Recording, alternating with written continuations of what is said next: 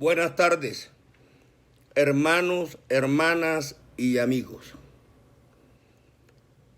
Iniciamos, como ya hemos acostumbrado, con la oración del Padre nuestro que nos enseñó nuestro Señor Jesucristo. Amén. Padre nuestro que estás en los cielos, santificado sea tu nombre. Venga tu reino, hágase tu voluntad como en los cielos, así también en la tierra. El pan nuestro de cada día, dánoslo hoy. Perdona nuestras ofensas, así como nosotros perdonamos a quienes nos ofenden. Y no nos metas en tentación, mas líbranos del mal. Porque tuyo es el reino, el poder y la gloria por los siglos de los siglos. Amén, amén y amén. Hermanos, hoy también quiero entonar una alabanza que se llama Cuando Jesús descienda. Porque como predicábamos ayer, el Salmo 150 nos indica que a Dios hay que alabarlo con todo instrumento de música y que todo lo que respire alabe a Jehová. Primero quiero pedir disculpas porque en el día de ayer, cuando hablando de las imágenes, cité el Salmo 150, que es el de las alabanzas, en vez de decir el Salmo 115, el cual les recomiendo a quienes me escuchan que lo lean para que verifiquen lo que ayer afirmamos en la prédica. Pues bien, la alabanza Cuando Jesús descienda dice así. Cuando Jesús descienda al mundo otra vez, vendrá a juzgar al hombre por toda su maldad. Cuando en el firmamento se vea el resplandor, la tierra temblará, los árboles caerán y el sol no alumbrará. Su iglesia estará en las nubes diciendo: bienvenido Rey Jesús. Amén. Los que le rechazaron tendrán que lamentar al ver al Rey de Gloria que viene con poder. Su pueblo redimido allí se gozará, porque se irá a morar con Cristo mi Jesús por la eternidad. Su iglesia estará en las nubes diciendo: bienvenido Rey Jesús. Amén. Amén, amén, amén. Gloria a Dios. Esas alabanzas redargullen el espíritu y alimentan la fe. Hermanos, hermanas y amigos, les pido un favor. Grábense lo que se va a predicar en el día de hoy en sus mentes y en sus corazones. Porque en mi condición humilde de obrero y de testigo de Jesucristo, solo puedo hacer esto: llevar el mensaje de salvación, que fue la promesa que nos hizo Dios nuestro Señor Jesucristo. Pero no puedo abrirles el entendimiento, no puedo darles conocimiento, porque quien hace la obra es Dios. El hombre no puede convertirte a Dios. Es Dios quien hace la obra. Porque Dios es el que te da el entendimiento, te da el conocimiento, y Dios escoge y se vale de siervos y de testigos como yo para que te prediquemos el evangelio. Dios pone a trabajar hombres pecadores como yo, para que quienes escuchen nuestras prédicas observen y oigan el cambio rotundo que Dios hace en nuestras vidas. Que antes éramos de lo más vil y menospreciado del mundo, y ahora estamos predicando el evangelio de salvación. Amén. Dios convierte a pecadores como yo para que seamos testigos suyos delante de los demás hombres y mujeres del mundo.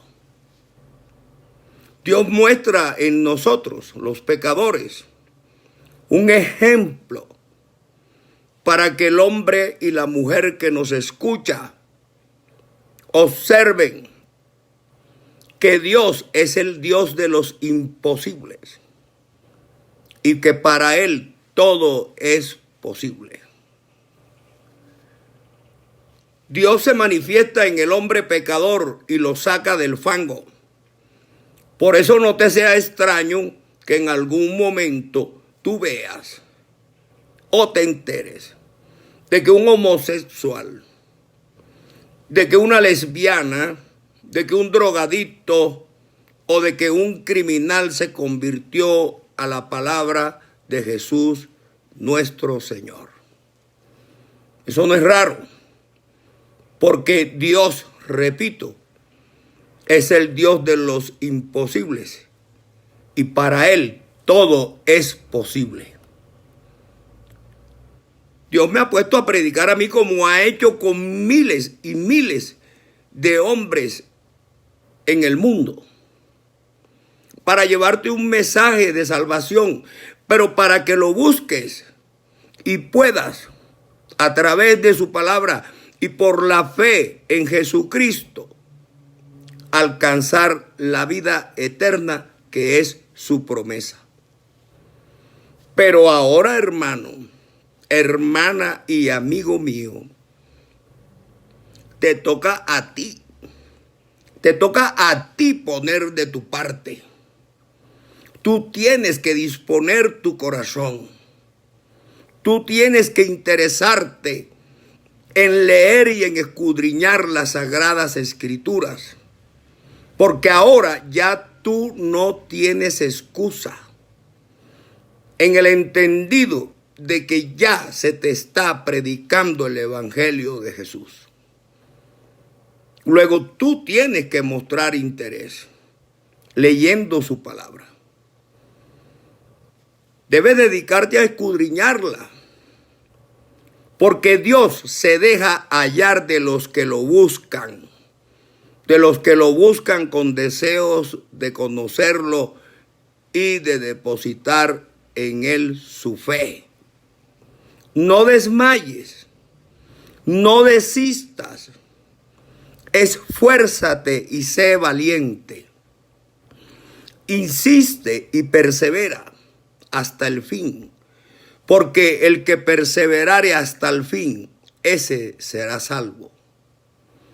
Lucha por tu salvación, hermano. Lucha por tu salvación, hermana y amigo, porque si lo logras, la palabra de Dios se cumple y sabemos que el hombre que alcanza la salvación, salva a su esposa y salva a sus hijos, porque esa es su casa. Y que la mujer que se salva, salva a su esposo y también salva a sus hijos e hijas. Esa es la palabra que está escrita. Cree en el Señor Jesucristo y serás salvo tú y tu casa. Y a Dios hay que creerle. En el mediano conocimiento que puedo yo tener tal vez de las Sagradas Escrituras, siempre he considerado que este tema que escogí para iniciar mis prédicas es el esencial. Cuando el hombre sepa y conozca a Dios en espíritu, en espíritu y en verdad, y sepa que Dios es uno solo, las puertas para entender y conocer los demás temas se abren de par en par. Es decir, se facilita mucho más el conocimiento de las Escrituras y por ende el conocimiento de Dios. Ahora, si tú inicias la lectura o los que ya conocen las Escrituras, saben que Dios es uno solo. Ya tú sabes que no tienes que buscar entre millones, entre los millones de dioses que hay en el mundo. Hay un país como la India, por ejemplo, en donde asombrosamente tienen millones de dioses.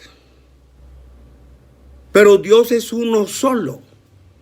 Y si tú lo sabes, si tú lo conoces, la búsqueda y el conocimiento se te hace más fácil. Así que hermanos, hermanas y amigos, no os avergoncéis, no os amedrentéis, no temáis, porque Dios no se agrada del perezoso ni del negligente, sino del valiente y del diligente. Medita, reflexiona, piensa, estudia, lee y escudriña las Sagradas Escrituras, porque como dice Jesús en su palabra, en ella a nosotros nos parece que ahí tenemos la vida eterna, y ellas son las que dan testimonio de Jesucristo. No te preocupes por lo que digan los demás, porque ellos, casi con toda seguridad, están en la misma ignorancia o peor que la nuestra. Ni siquiera te inquietes por lo que pueda decir tu padre o tu madre, tu hermano y tus amigos, porque Jesucristo dice: el que no es capaz de abandonar a su padre o a su madre o a su hermana o a su mujer, si no son creyentes, obvio, no es digno de ser llamado mi discípulo. Y en ese caso, Dios invita: carga tu cruz y sígueme. Y la cruz que nosotros tenemos que cargar no fue la que él padeció cuando lo crucificaron. La cruz que nosotros tenemos que cargar es predicar el Evangelio, predicar el nombre de Jesucristo. Porque ya hemos dicho con la Biblia en la mano y demostrado que ese es el nombre que está prohibido desde la época de los apóstoles. Está prohibido predicar el nombre de Jesús. Porque predicar el nombre de Jesús ha costado sangre, ha costado vidas. Por ejemplo, por allá en el año 1209 a 1244, al sur de Francia, existía una región que sostenía lo mismo que hoy sostengo yo en este tema. Dios es uno solo y uno solo su nombre. Entonces, por eso solo, por esa sola creencia y por esa sola fe, el Papa Inocencio II promulgó una cruzada contra Tolosa, Cominges, Fox, Béarn y Carcassona al sur de Francia, que estos eran condados de Pedro II el Grande de Aragón. Y para ello, para hacerle la guerra a los albigenses, contó con la ayuda y el apoyo del monarca de Francia en esa entonces, Felipe II Augusto, que era de la nobleza francesa, perteneciente a la dinastía de los Capetos. Y el rey estaba interesado en ampliar sus dominios hasta esas regiones y se unió con el Papa para hacerle la guerra a los albigenses, porque los albigenses sostenían que Dios era uno solo y no aceptaba la teoría de la Trinidad. Esa era la guerra que antes se hacía contra los que predicaban lo que yo predico hoy. Y así impedían que se predicara el nombre de Jesucristo, que, insisto, es el único nombre en el que está prohibido predicar. Fue una cruzada bárbara. Fueron 35 años de guerra contra los cátaros. Y ahí vemos que la fe no se impone, la fe nace, y mucho menos se puede imponer a espada, sangre y muerte. La fe se predica para que las personas conozcan la palabra de Dios y, si siente el llamado, se arrodille en su presencia. Amén. Lo que pasa es que no es admisible obligar a las personas a creer en determinada religión o en determinada doctrina, y mucho menos a la fuerza, mucho menos con la sangre y mucho menos con la guerra.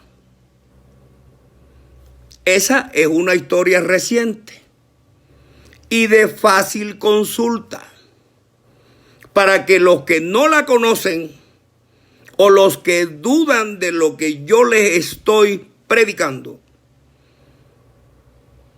se enteren y verifiquen que sí es cierto.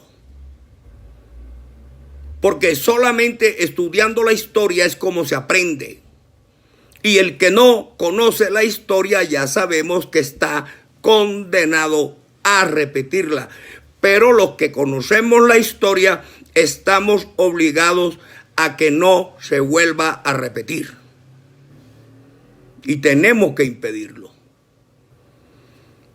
Pues bien, hermanos, continuemos entonces con la prédica del tema Dios es uno solo y uno solo su nombre. La Trinidad no existe, Biblia en mano. Dice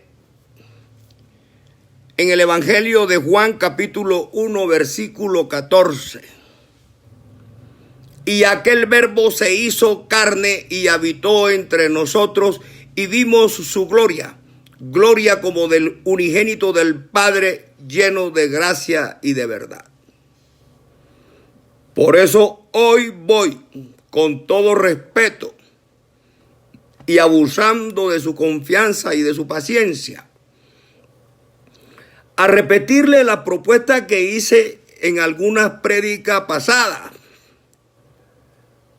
Es decir, construyamos un silogismo en el que la premisa mayor o la primera premisa es el verbo era Dios. La segunda premisa o la premisa menor es el verbo se hizo carne. Entonces, si el verbo era Dios y el verbo se hizo carne, quien se hizo carne fue Dios. No hay otra conclusión para construir verdaderamente la premisa o el silogismo, perdón. Es sencillo. Entonces, si el verbo era Dios y el verbo se hizo carne, y quien se hizo carne fue el verbo, o sea, Dios, cuando Él vino al mundo, el que vino al mundo fue Dios y no ningún hijo. Facilito. Obvio que hay que entenderlo en el espíritu.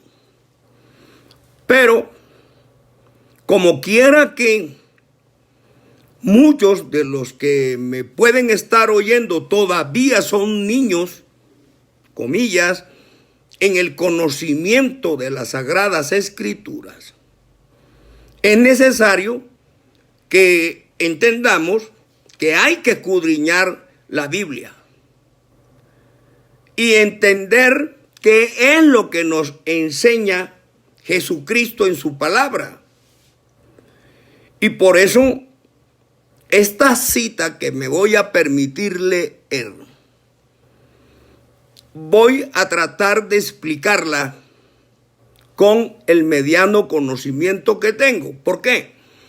Porque como decíamos, hay muchos niños en el conocimiento de la Biblia y todavía hay que darles la leche espiritual, no adulterada, pero con gotero. Y no quitándole el chupo al tetero porque se puede ahogar el niño o la niña, espiritualmente hablando. Tenemos entonces que en el capítulo 14 del Evangelio de Juan, versículos del 1 al 14, que se denomina Jesús el camino al Padre, dice: no se turbe vuestro corazón. Está hablándole Jesús a los apóstoles. Y a pesar de que ellos lo conocían, Jesús le dice, no se turben, porque lo que les voy a decir los puede llevar a confusión, a disputas, a discrepancias. Escucha, más bien era lo que le decía Jesucristo. Escuchen. No se turbe vuestro corazón. Creéis en Dios. Creed también en mí. Porque Jesús sabía que eso era una revelación tremenda. Porque ellos se preguntarían, ¿cómo así? Ahora tú te vas a igualar a Dios. O tú te crees Dios. Por eso Él les decía, no se turben, tranquilos, escuchen y entiendan. Claro que a ellos Dios les abrió el conocimiento. Y ellos entendieron que Jesús era Dios, hecho carne. Dice, en la casa de mi Padre, continúa Jesús, muchas moradas hay. Es decir, hay mucho espacio para que todos los que crean vayan a la casa de mi Padre. Dice, si así no fuera, yo os lo hubiera dicho, es decir, no hay espacio para más ninguno. Voy, pues, a preparar lugar para vosotros.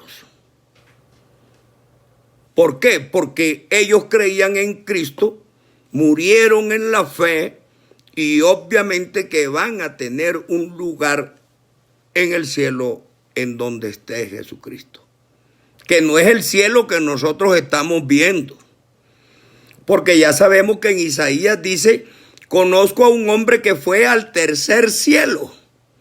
Es decir, que hay varios cielos, muchos cielos, no sé cuántos, pero los hay. Y dice Jesucristo, y si me fuere y os prepararé el lugar, vendré otra vez y os tomaré a mí mismo, para que donde yo estoy, dice Jesús, vosotros también estéis. Es decir, Jesucristo dice, si yo muero y me voy, vosotros también estaréis allá conmigo. Pero como también Él prometió la segunda venida, por eso dice, y os tomaré a mí mismo. Pero antes dice, y si me fuere y yo prepararé el lugar, vendré otra vez. Que es su segunda venida, la que estamos esperando los que creemos en su palabra. Amén. Y pregunta Jesucristo, ¿y sabéis a dónde voy? ¿Y sabéis el camino? Entonces Tomás, ya interesado en saber, le pregunta, le dice, no sabemos a dónde vas. ¿Cómo, pues, podemos saber el camino? Jesús le dijo, yo soy el camino y la verdad y la vida. Nadie viene al Padre, que era el verbo de Jesucristo hecho carne. Nadie viene al Padre si no es por mí. Es decir, para ir al Padre, primero tenemos que creer en Jesucristo, hombre, el verbo hecho carne. Dice Jesús, si me conocieseis, también a mi Padre conoceríais. Y desde ahora le conocéis y le habéis visto. ¿Por qué? Porque el verbo de Dios estaba en Cristo reconciliando al mundo consigo mismo, no con ningún otro. Por eso Jesús le dice, si conociereis al Padre, si me conociereis a mí, dice, también al Padre conoceríais. Porque el verbo que te habla es el Padre. Ese es el que se hizo carne en mí, en Cristo. Repito, el verbo Jehová de los ejércitos, aun cuando alguno de mis amigos por ahí me dijo el otro día que Dios al principio no tenía nombre, yo respeto su opinión, no la comparto. Entonces, cuando Jesús dice así, si me conocieseis, también a mi Padre conoceríais, y desde ahora le conocéis y le habéis visto. Felipe, que también estaba atento a lo que decía el Señor, le dijo, Señor, muéstranos al Padre y nos basta. Es decir, dinos quién es Dios y se acabó. Con eso es suficiente. Dinos quién es Dios. Y Jesús le dijo, tanto tiempo hace que estoy con vosotros, óigase bien, tanto tiempo hace que estoy con vosotros y no me habéis conocido, Felipe. Es decir, oye, yo estoy aquí contigo, el verbo, no el hombre, la carne, el verbo divino que estaba en Cristo. Le dijo, tanto tiempo hace que estoy con vosotros y no me has conocido, Felipe. El que me ha visto a mí, ha visto al Padre. Amén. ¿Cómo pues dices tú, muéstranos al Padre? ¿Cómo? Si aquí estoy, es lo que le está diciendo Jesús. Aquí está el verbo divino, el que le digo a Moisés, quítate las sandalias porque la tierra que pisas es tierra santa. Eso es lo que le está dando a entender. Por eso hay que profundizar la lectura y ejercitar y escudriñarlas para que Dios nos pueda revelar y darnos entendimiento y conocimiento, hermanos. Dice, tanto tiempo hace que estoy con vosotros y no me habéis conocido, Felipe. El que me ha visto a mí ha visto al Padre. Pues ¿cómo dices tú, muéstranos al Padre? ¿No crees que yo soy en el Padre y el Padre en mí? Claro, claro. El verbo dentro de la carne era el Padre en Cristo y Cristo en el Padre que tenía su verbo. Dice, ¿no crees que yo soy en el Padre y el Padre en mí? Las palabras que yo os hablo, oigan bien, las palabras que yo os hablo, no las hablo por mi propia cuenta, sino que el Padre que mora en mí, Él hace las obras. Claro, porque el que hacía las obras no era el cuerpo de Cristo, sino su verbo, el verbo divino de Dios. Y por eso era que cuando Cristo decía, Lázaro, levántate, se tenía que levantar por Dios. Porque el que le daba la orden era el autor de la vida y el consumador de la fe. Era el gran yo soy. Estaba en Cristo. Y no son dos, es uno solo, como tú y yo. Tenemos verbo, somos carne, pero somos uno solo y nosotros somos hechos a su imagen y semejanza. Estoy tratando de explicarlo lo más sencillo que pueda, porque así se me dio a conocer a mí. Dice Jesús, creedme que yo soy en el Padre y el Padre en mí. Créeme que yo soy en el Padre y el Padre en mí. De otra manera, creedme por las mismas obras. Claro, porque mira, yo te estoy haciendo milagros, pongo a ver al ciego, a caminar al paralítico, a hablar al mudo, resucito muertos. Si no me crees a mí, la carne como hombre, entonces créeme por las obras que hago, por el verbo. Y dice Jesucristo, de cierto os digo, el que en mí cree, las obras que yo hago, él las hará también. Y aún mayores hará, porque yo voy al Padre. Y todo lo que pidieres al Padre en mi nombre, lo haré. Él no dice, lo hará a mi Padre. Él dice, y todo lo que pidieres al Padre en mi nombre, lo haré, para que el Padre sea glorificado en el Hijo.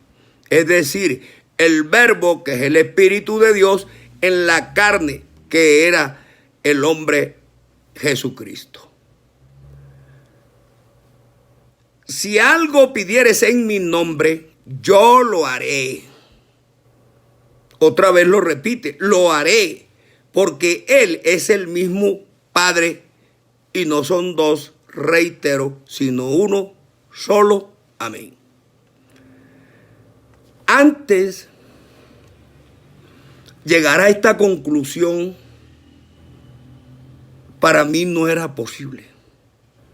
Era casi un imposible obtenerla. Porque carecía de entendimiento, carecía de conocimiento. Yo ni siquiera leía la Biblia. Entonces, ¿cómo la iba a entender? ¿Cómo iba a conocer su palabra si yo no la leía? A mí me guiaban. Coge por aquí y esto es así y esto es asado. Pero cuando leí la Biblia, que Dios me dio entendimiento y conocimiento, entendí que quienes me guiaban me engañaban. Y yo no soy, gracias a mi Dios, por temperamento, por personalidad y por carácter, fácil de someter y mucho menos de permanecer en el engaño y en un engaño espiritual tan grande como el que me hicieron. Tenía que romper las cadenas, tenía que desatar los nudos que me amarraban, que me ataban espiritualmente y no me dejaban conocer a Dios como Dios verdaderamente es. Entonces, poco a poco vamos asimilando, vamos explicando, vamos predicando. Y espero que Dios abra el entendimiento y el conocimiento de todos ustedes, hermanos míos, para que dejéis de ser niños y ya no necesitéis de leche espiritual, sino que puedas comer el pan que es la palabra de Dios. Jesucristo dijo, yo soy el pan de vida que descendió del cielo. Yo. De manera pues que en la medida en que avancemos, obviamente que vamos mejorando el ingerir alimentos espirituales y poder ir agrandando nuestro conocimiento. Por eso, cuando Jesús estaba en la cruz, se dice, mas Jesús, habiendo otra vez clamado a gran voz, entregó el Espíritu. Y he aquí el velo del templo se rasgó en dos, de arriba a abajo. Y se abrieron los sepulcros y muchos cuerpos de santos que habían dormido se levantaron y saliendo de los sepulcros después de la resurrección de él vinieron a la santa ciudad y aparecieron a muchos.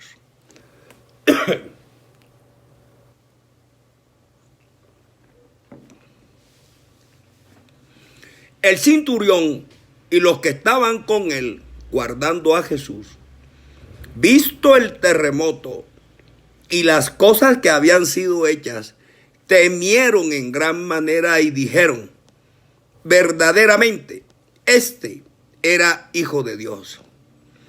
Mateo capítulo 27, versículos del 50 al 56. Y ahora que la verdad ha sido manifestada para ser conocidas por todos y que por la gracia de Jesucristo y por la redención del pecado mediante su muerte en la cruz, somos salvos. Y si no nos mantenemos en su palabra y no cuidamos una salvación tan grande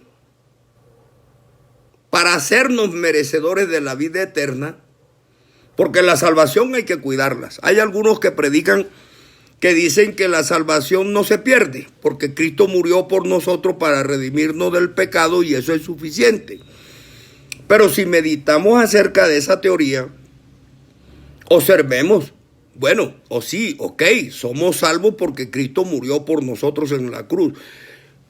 Pero para mí, en mi criterio, respeto los criterios ajenos. Para mí, la salvación sí hay que cuidarla. Porque por el solo hecho de que seamos salvos por la muerte de Cristo en la cruz, repito, no quiere decir que yo, que sé que este templo es el templo donde mora Dios, lo voy a prostituir como hacíamos antes. Y lo voy a hacer un centro de pecado, como hacíamos antes. Antes hay que tratar de mantener el templo limpio porque es el templo de Dios.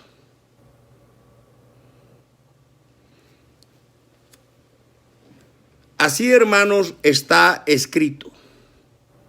Por tanto, amados míos, como siempre habéis obedecido, no como en mi presencia solamente, sino mucho más ahora en mi ausencia, ocupaos en vuestra salvación con temor y temblor.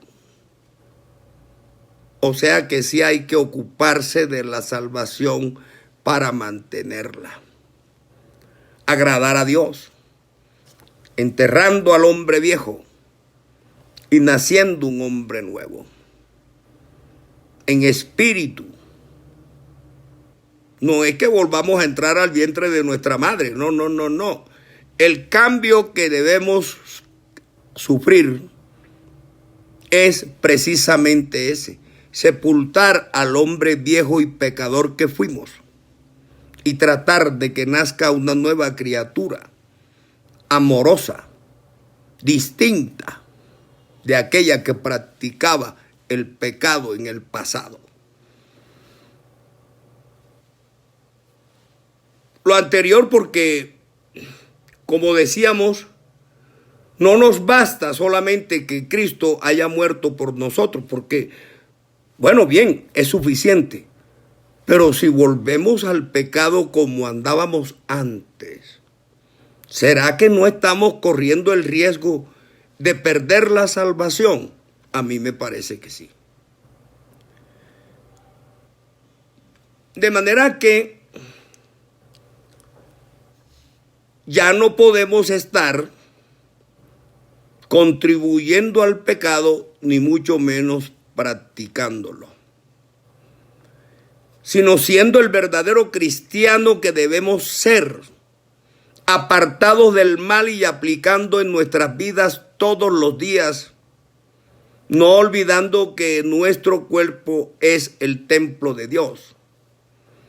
Y lo que nos fue enseñado por el apóstol Pedro en su primera epístola universal, en su capítulo 1 del 13 al 25 y en el capítulo 2 del 1 al 3, que se denomina llamamiento a una vida santa, y en los cuales muy claramente se nos dice: por tanto, ceñid los lomos de vuestro entendimiento, sed sobrios y esperad por completo en la gracia que se os traerá cuando Jesucristo sea manifestado.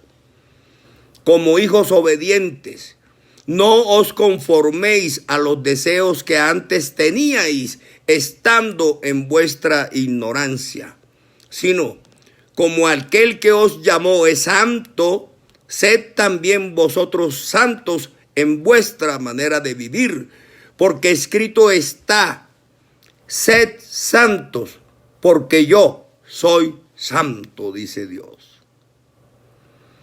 Y si invocáis por Padre a aquel que sin acepción de personas juzga la obra de cada uno, conducíos en temor todo el tiempo de vuestra peregrinación, es decir, de nuestra vida en la tierra. Conducíos en temor en todo el tiempo de vuestra peregrinación, sabiendo que fuisteis rescatados de vuestra manera de vivir, la cual recibisteis de vuestros padres, no con cosas corruptibles como oro y plata, sino con la sangre preciosa de Cristo, aleluya, como un cordero sin mancha y sin contaminación, ya destinado desde antes de la fundación del mundo, pero manifestado en los postreros tiempos por amor de vosotros, y mediante el cual creéis en Dios, quien le resucitó de los muertos y le ha dado gloria, para que vuestra fe y esperanza sean en Dios. Amén. Habiendo purificado vuestras almas para la obediencia a la verdad, mediante el Espíritu para el amor fraternal no fingido, amaos unos a otros entrañablemente, de corazón puro, siendo renacidos no de simiente corruptible, sino de incorruptible, por la palabra de Dios que vive y permanece para siempre. Gloria a Dios. Porque toda carne es como hierba, y toda la gloria del hombre como flor de la hierba. La hierba se seca y la flor se cae, mas la palabra de Dios permanece para siempre. Y esta es la palabra que por el evangelio predicamos.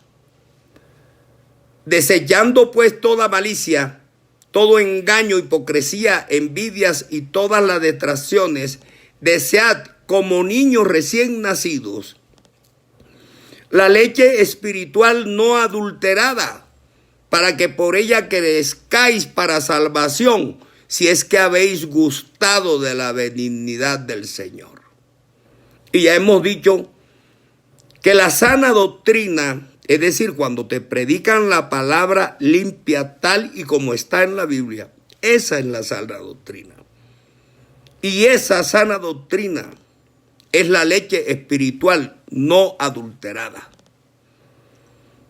Es la palabra de Dios tal y como está en la Biblia.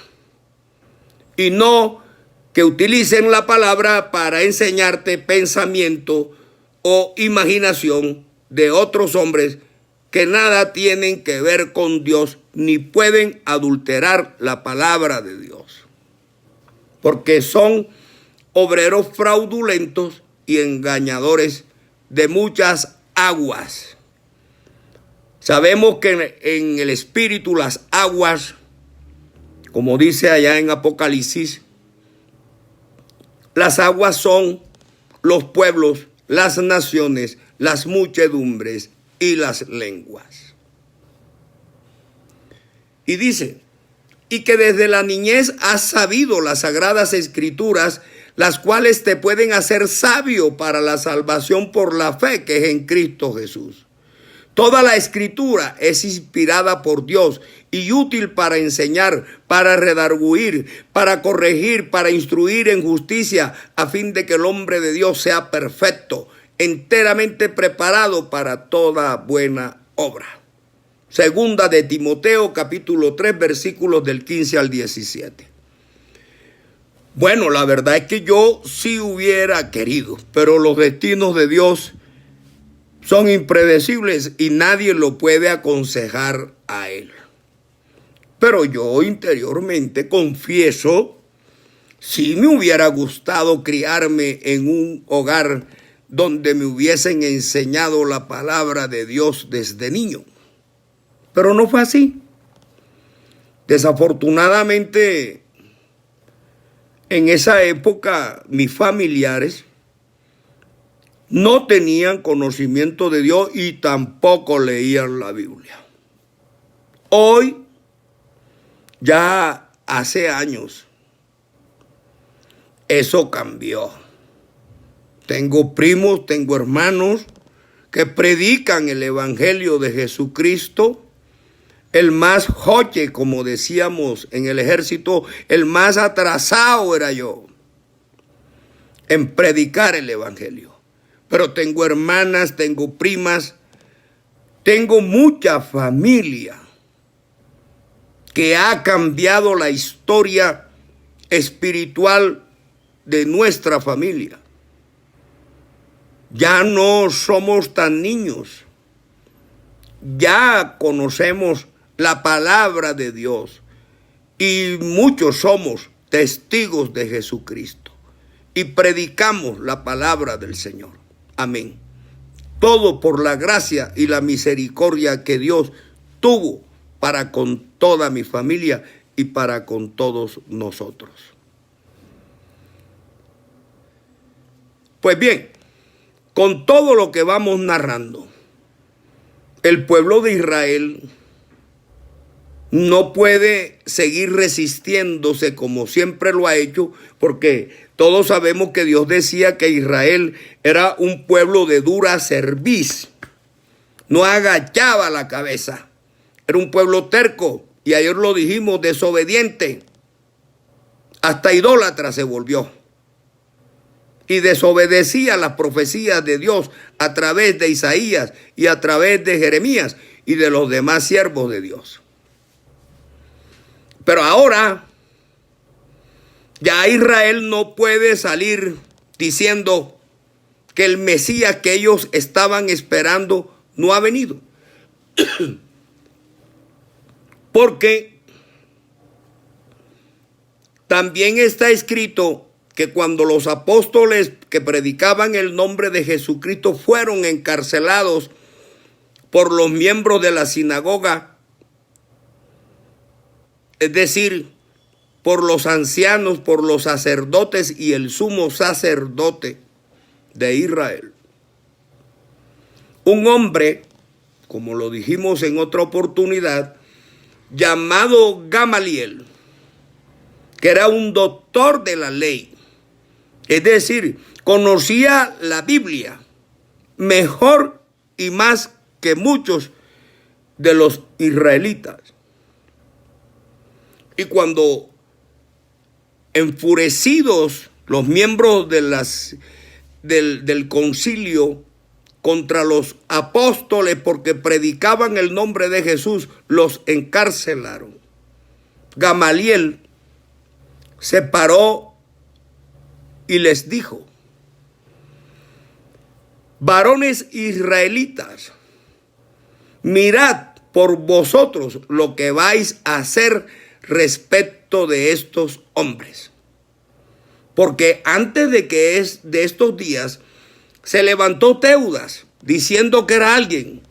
A este se le unió un grupo como de 400 hombres, pero él fue muerto y todos los que le obedecían fueron dispersados y reducidos a nada. Después de este se levantó Judas el Galileo en los días del censo y llevó en pos de sí a mucho pueblo.